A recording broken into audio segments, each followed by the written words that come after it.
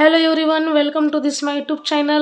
मागच्या व्हिडिओमध्ये 2 अंकी संख्येचा पाढा कसा तयार करायचा ते मी शिकवलं होतं.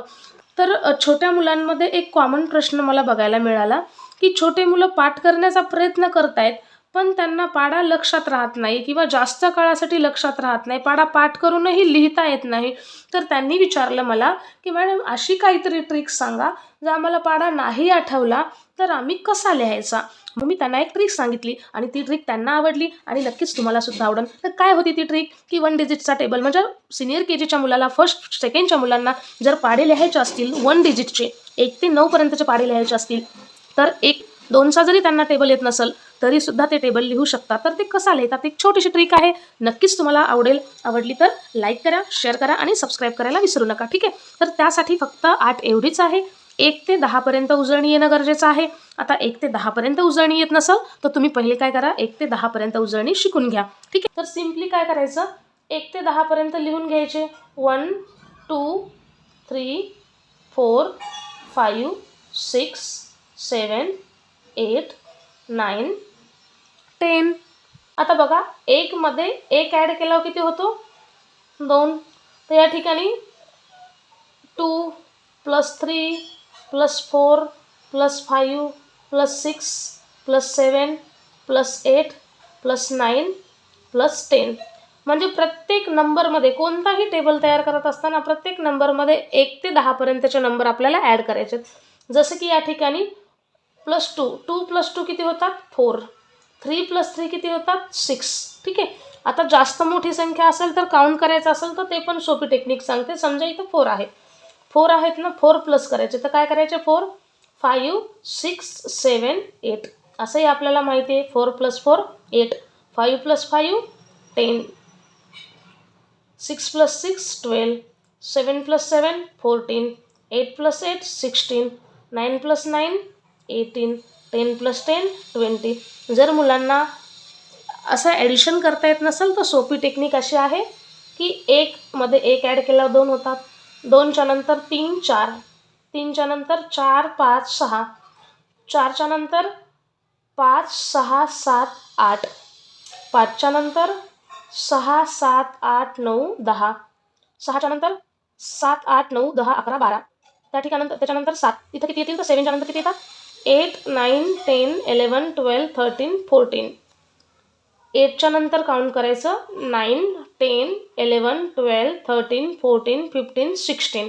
ठीक आहे, आता इथं किती येतील तर 9च्या समोर काउंट करायचं, 10 11 12 13 14 15 16 17 18. ठीक आहे, अँड 10 + 10 सेम असंच. आता सपोज 3चा टेबल लिहायचा आहे तर परत तुम्ही असंच करणार सेम. 2 मध्ये 1 प्लस केल्यावर किती होतात, 3. त्याच्यानंतर 4 5 6, इथे 6 आहेत तर इथं 7 8 9, इथे 8 आहेत, 9 10 11 12. ठीक आहे, असं जर लक्षात राहत नसेल तर सरळ 1 2 3 4 + 5 + 6 + 7 + 8 + 9 + 10. फक्त 1 to 10 पर्यंत आपल्याला काय करायचे, ॲड करायचे. जसं की 8 + 4 12, 10 + 5 15, 12 + 6 18, 14 + 7 21, 16 + 8 किती होतात, 24, 18 + 9 27, 20 + 10 30.